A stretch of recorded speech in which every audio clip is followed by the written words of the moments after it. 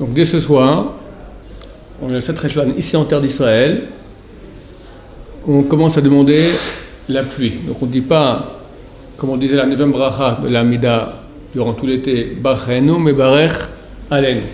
Qu'est-ce qui change? C'est pas le Barech Alenu ou le Bachenu, ça c'est une... Les Ashkenazim, eux, disent toujours Barech Alenu, ça ne change rien.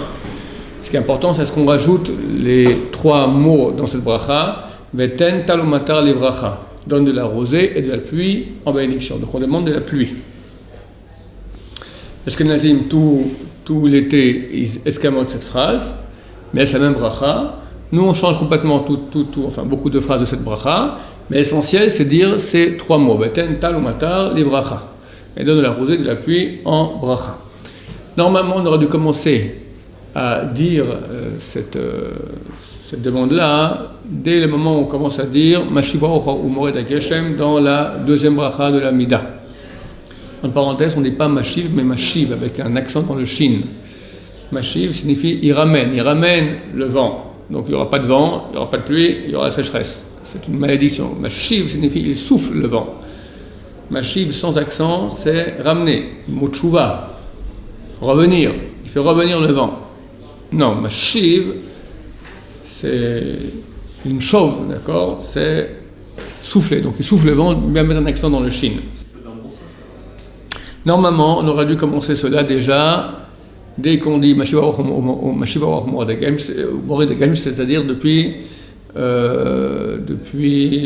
Moussaf de Shmini Atzeret. Mais à l'époque, il y avait tous les Olergalim, les pèlerins qui venaient essentiellement de Babylonie, venaient ici en terre d'Israël. Or, dès le lendemain de la fête de Sukkot, Shmini Atzeret, ils repartaient en Babylonie, et si on demandait la pluie, alors Hachem, écoutez nos prières, se mettait à pleuvoir.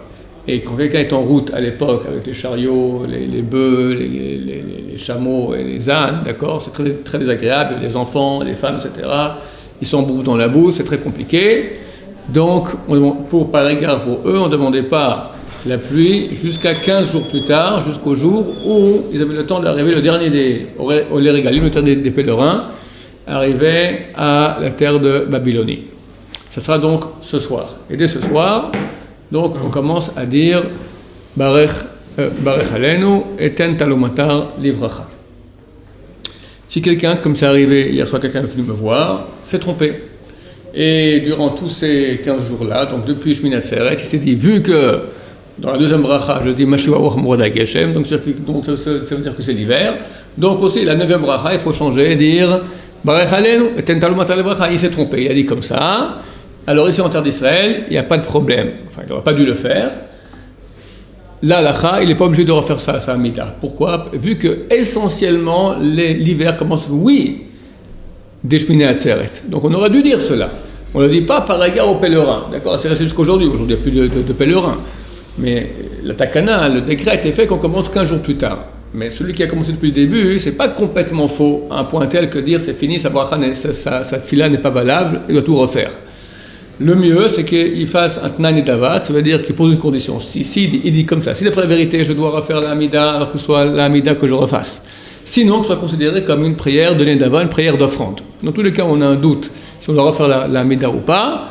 Il y a un truc, on dit cette phrase-là, on fait un tna, une condition de nedava, d'offrande. On dit, si d'après la vérité, je dois refaire la Hamida parce que je me suis trompé, d'après la halakha, c'est vraiment comme ça dans le ciel, que je n'ai pas été rendu quitte et je dois la refaire, alors qu'il la refasse, alors je la refais. Et sinon que dans le ciel, j'ai été rendu quitte, de quel droit je fais maintenant de nouveau l'Amida? On n'a pas le droit. J'ai le droit si je le fais en tant qu'offrande. Si je le fais en tant qu'obligation, c'est interdit. Quelqu'un dit de le faire 2 fois Shachrit, 2 fois Mincha, 2 fois Arvit, c'est complètement interdit, c'est Bachal Batala. Mais il peut faire une fila d'offrande. Aujourd'hui, on ne fait pas tellement cela. On ne fait pas du tout, on va dire même, des prières d'offrande.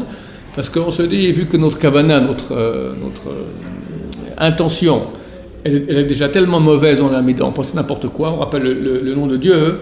Alors Dieu te dit, qui t'a demandé de venir maintenant écraser mes plates-bandes? Ce que je suis obligé à faire, Shachrit, Mincha et Arvit, fais-le. Mais venir comme ça maintenant et commencer à faire une Amida entière, où tu penses à n'importe quoi, surtout pas à moi, tu rappelles mon nom comme ça sans penser à moi, qui t'a demandé? Allez, dégage.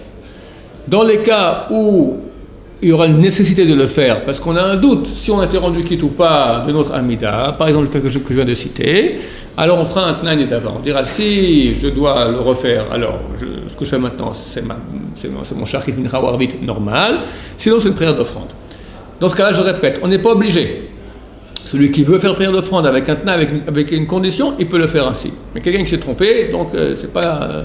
le pauvre est venu hier soir, mais seulement maintenant, après 2 semaines, donc presque 2 semaines, il s'est rendu compte qu'il s'est trompé. Il a fait la mida pendant 2 semaines, c'est valable.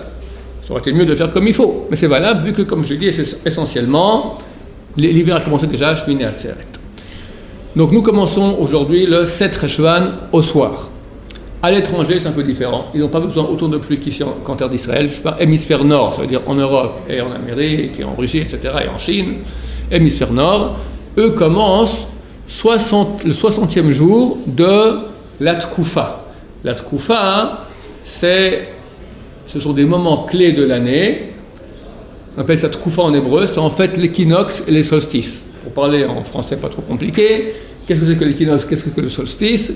L'équinoxe, c'est le moment où la Terre se trouve, où le nuit et le jour sont à égalité. Ça veut dire que la Terre se trouve maintenant, par rapport au Soleil, à un endroit qui est le plus égal. Équinoxe, ça veut dire équivalent, d'accord? Le plus égal entre l'hiver, entre deux moments. Il y a 2 moments qui sont les solstices. Le moment où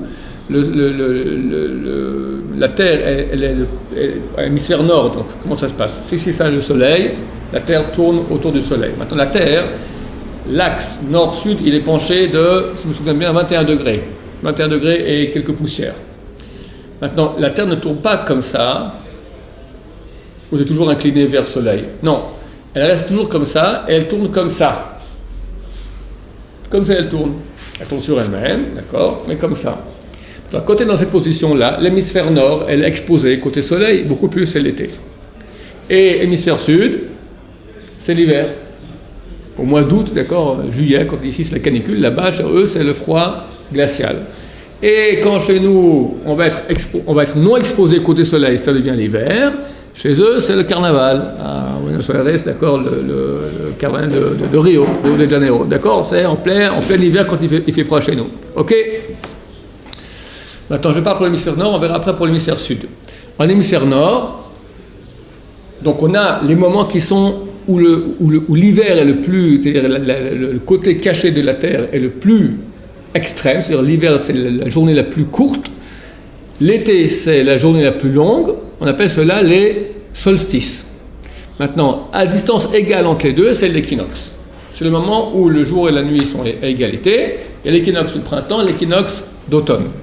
Alors la date chez les Goïm, pour 60 jours plus tard après, c'est le 4 ou le 5 décembre au soir. C'est-à-dire que le Arvit du 4 décembre ou le Arvit du 5 décembre. De quoi ça dépend? Ça dépend si l'année, elle est, comment on appelle ça en français? Bissextile ou pas. D'accord? S'il y aura 28 ou 29 jours au mois de février. C'est pour le moment. Ce n'était pas comme ça avant. Parce qu'il faut comprendre, nous, les Juifs, on a un calendrier qui fonctionne, qui prend en considération le calendrier lunaire, c'est-à-dire les mois, et le mois, c'est une réalité lunaire, c'est le temps que prend la Lune pour faire un tour autour de la Terre. On prend en considération l'année solaire parce que les fêtes doivent être aux saisons. Pessah, c'est marqué Chag Aviv, c'est la fête du printemps, il faut être au printemps. Sukkot, Chag Asif, c'est la fête de Asif où on amène tout à la maison, c'est-à-dire c'est la fin de l'été, c'est avant l'hiver. On ne peut pas avoir les fêtes maintenant comme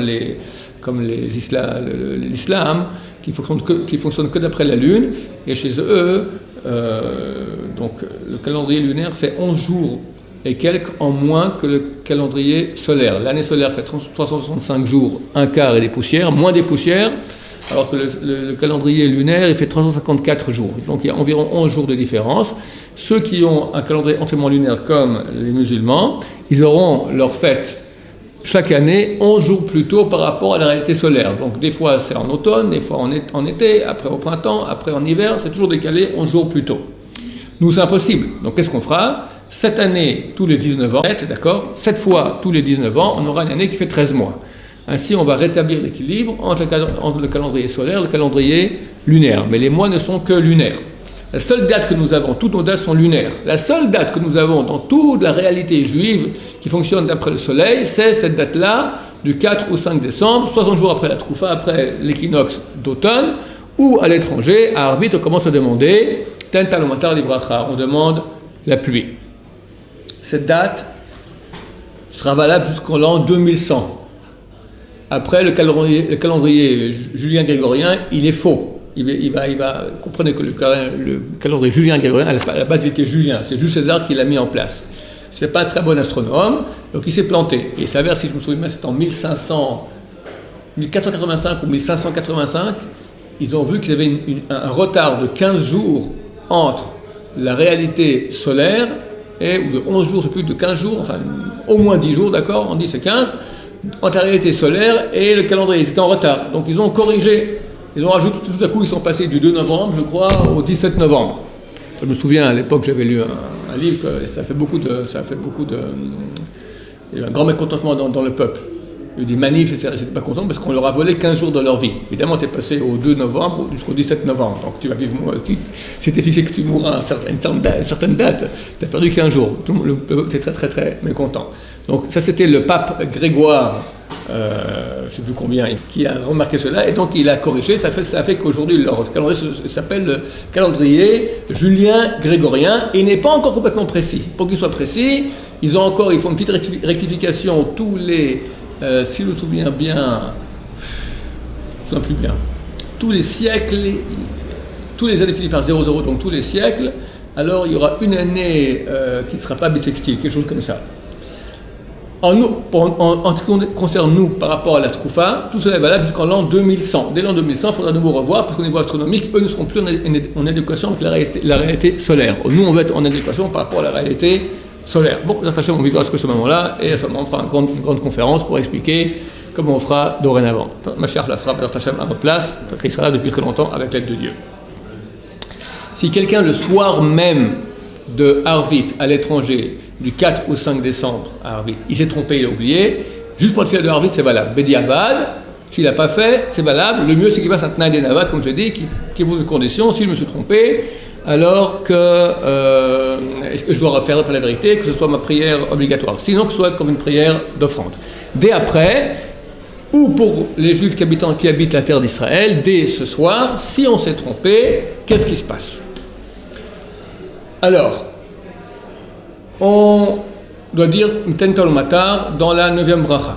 Quelqu'un, il a oublié, il a dit Barchenu comme on était, et tout d'un coup, il n'a pas fait encore la bracha, il s'est rappelé, le meilleur commence depuis le début de la bracha. Il a commencé Barchenu, alors il change, il dit Barech Alenu. Il a oublié, il a continué, il a dit Baruch Ata Hashem, là il s'est rappelé, Baruch Ata Hashem, il faut commencer à dire maintenant déjà Barech Alenu, je me suis trompé. C'est trop tard, tu as dit le nom de Dieu. Tu as dit Baruch Ata, ça va, tu peux encore te reprendre. Tu as dit Baruch Ata Hashem, c'est trop tard. Là, tu ne peux pas, tu as déjà prononcé le nom de Dieu.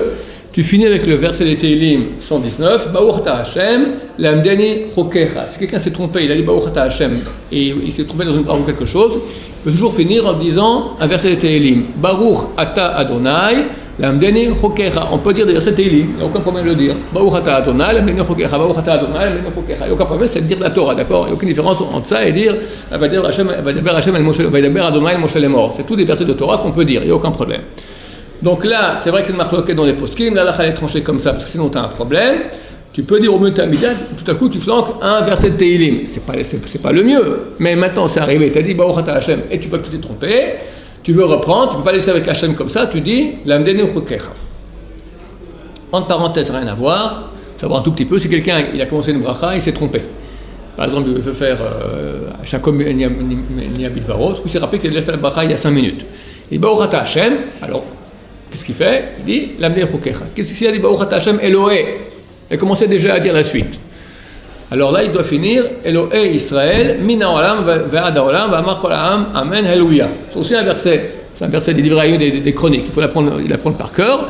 Là, ça va. S'il a dit Elohé, nous, trop tard. Là, Bachal Batala, pour atténuer le péché, c'est bien de dire après la Bachal Batala, Baruch Shem Kvod Melchuto Olam Va'ed. Le verset qu'on dit après Shema Israël. D'accord? Si quelqu'un fait le Bachal Batala, pour atténuer, c'est bien de dire Baruch Shem Kvod Melchuto Olam Va'ed. Je ferme la parenthèse. Donc si maintenant notre personne, elle a dit Baruch Ata Hashem, elle finit l'Amneu Chokecha. Elle s'est trompée, elle a dit Baruch Ata Hashem, Mevarech Hashanim. Elle finit la bracha. Tout qui s'est rappelé, qu'il n'a pas dit Meten Talo Matar Livracha. Là, avant de commencer la bracha d'après, Teka B'Shofar Gadol, il dit les trois mots Veten Talo Matar Livracha. Veten Talo Matar, 4 mots. Veten Talo Matar Livracha. Avant de commencer la bracha d'après. Ça commence la bracha d'après, même s'il a dit rien que le mot Teka.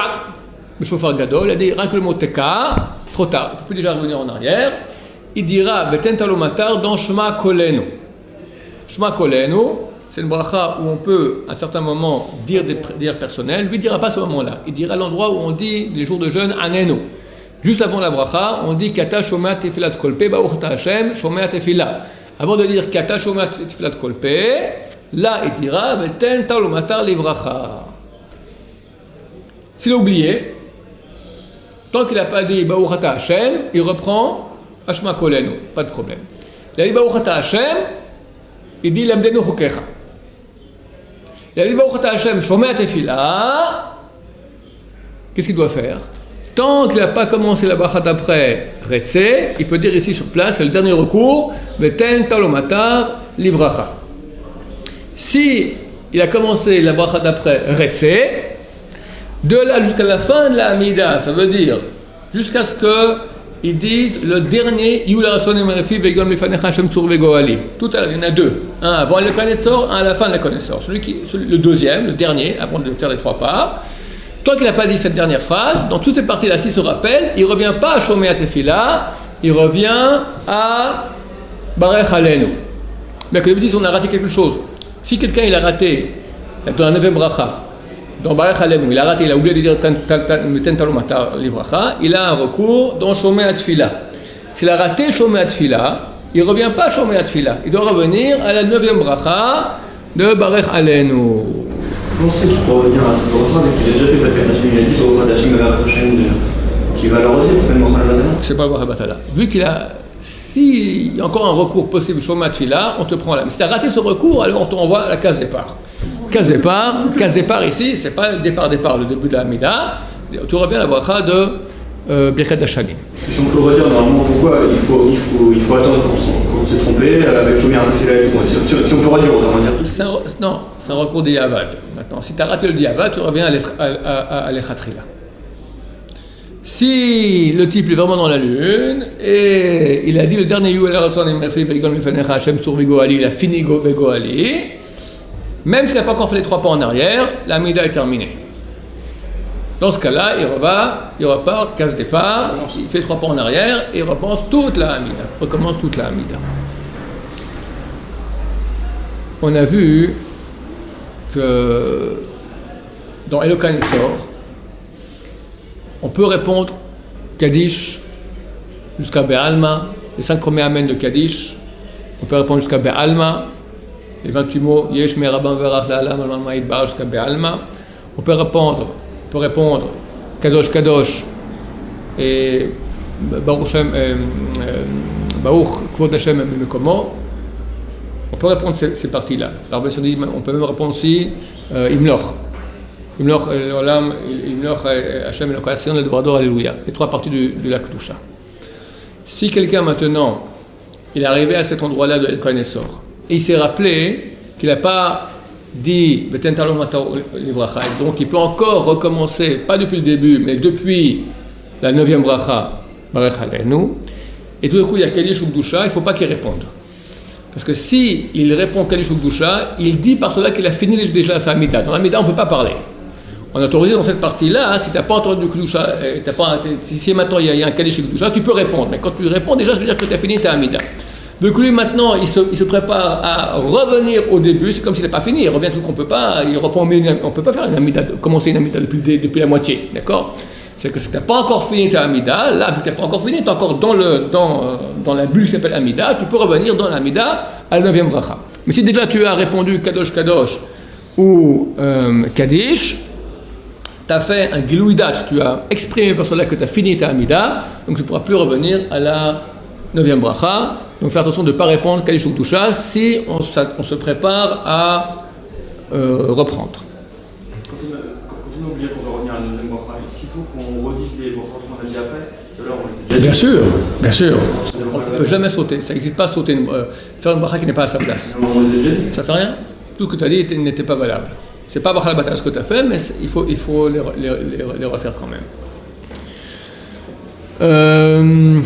Alors qu'est-ce qui se passe? Vu qu'il y a deux dates différentes entre ceux qui habitent la terre d'Israël et ceux qui habitent l'étranger, qu'est-ce qui se passe quand il y a des voyages, des gens qui voyagent d'un pays à l'autre? Alors on va voir cela. Si quelqu'un habite Israël, c'est un habitant de la terre d'Israël, et il quitte Israël dans les 15 jours qu'il y a entre Shmini Atzeret et le 7 Cheshvan. Maintenant, il quitte de façon définitive. Il est parti maintenant il a fait une aliyah ratée, d'accord, il y a 3-4 ans il a tenu le coup, après il a dit c'est une bande de maraboules, et il repart dans sa France chérie et adorée, d'accord, Leicester. Il repart là-bas, et donc il repart en France. Alors lui, il a complètement annulé son statut d'habitant d'Israël, et le 7 Cheshvan, il continue comme tout le monde à l'étranger, il commencera que 60 jours après la Tkoufa, le 4 ou 5 décembre. Si par contre, il est parti il compte revenir durant cette année en Israël, ou même s'il est parti pour plus d'1 an, mais il a laissé en Israël sa famille, c'est-à-dire sa femme et ses enfants. Dans ce cas-là, le 7 Cheshvan, qu'est-ce qu'il fait? Il continue à dire comme les habitants de France, Bachenu. Mais dans Shomea Tfila, il rajoute Veten Talumatar Livracha. Vu que quelque part il a encore un pied en Israël, dire comme les Israéliens, il ne peut pas parce qu'il habite la France. Alors qu'est-ce qu'il va faire? Il va dire, l'essentiel c'est rappeler Ten Talumatar Livracha, il ne peut pas le faire dans la bracha normale à 9e parce que là il habite l'étranger, donc il fait comme les étrangers. Mais, dès le 7 Cheshvan, il rappellera Veten Talumatar Livracha dans Shomea Tefila. S'il a oublié, il n'est pas obligé de refaire sa Hamida. Vu qu'après tout, il fait un peu comme les étrangers, donc il a oublié, il a fait comme tous les Français, ça va. Le mieux, c'est qu'il rappelle quand même dans Shomea Tefila Veten Talumatar Livracha. Mais s'il a oublié, il n'est pas obligé de refaire sa Hamida. S'il est parti après le 7 Cheshvan, c'est-à-dire qu'il était en Israël, ici il a commencé à dire déjà Barech Alenu, comme l'hiver. Quand il va à l'étranger, alors, si de nouveau il a quitté Israël pour toujours, alors pas de problème, il arrête de dire Barech Alenu, il commence à refaire comme les Français de l'endroit, pareil. Si par contre il est parti pour moins d'1 an et qu'on revenir avant la fin de l'année, ou il est parti pour plus d'1 an, mais il a laissé sa femme et ses enfants ici en Israël, donc il compte revenir, c'est pas un déménagement définitif, alors il continue à dire comme ici en terre d'Israël, Barech Alenu, comme un Israélien. Bien qu'il est à l'étranger, il continue, bien sûr à voix basse, donc il fait sa Hamida, il Barech Alenu, contrairement aux habitants de France. Si on l'appelait pour Shaler Tzibour, il n'acceptait pas de problème. Dans sa Hamida, lui, qui fait à voix basse, il dit comme Israélien, Barech Alenu. Dans la Hamida de la Chazara publique, il dit Bachenu, comme les Français, et dans Shomea Tfila, tout à coup, il se tait pendant 5 secondes, et avant de dire Kata Shomea Tfila Kolpe, il dit Veten Talumatar Livracha. Et comme ça, c'est valable. Ok? Bon, on s'arrête ici, on va la suite, la prochaine fois. Baruch Adonai, Amen.